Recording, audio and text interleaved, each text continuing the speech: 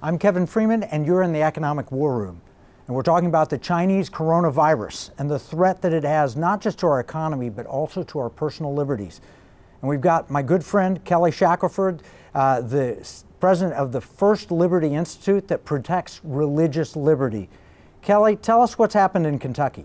Well, Kentucky is unfortunately an example of these attacks that are going on around the country against churches, where they're being discriminated against by a number of these orders, where they're being really attacked irrationally. Kentucky was a drive-in service at this church, and this is happening across the country. Churches have been told not to come together in large numbers in the congregation, so a creative solution has been for them to show up in their cars in the church parking lot, and you can either use a radio frequency or a bullhorn or just a really loud pastor, depending upon the size of the church.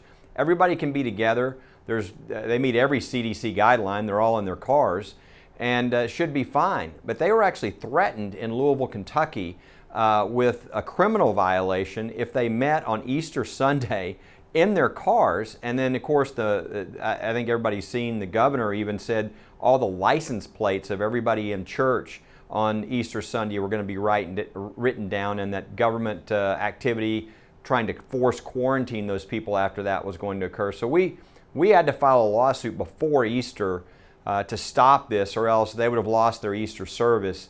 Good news is we got a great federal judge who issued a powerful temporary restraining order, sort of the first decision in this pandemic to restore liberty in the whole country. Said, look, we still live in a constitutional system. Religious freedom was what our country was built upon. And this order is excellent. I encourage anybody that hasn't read it to read it.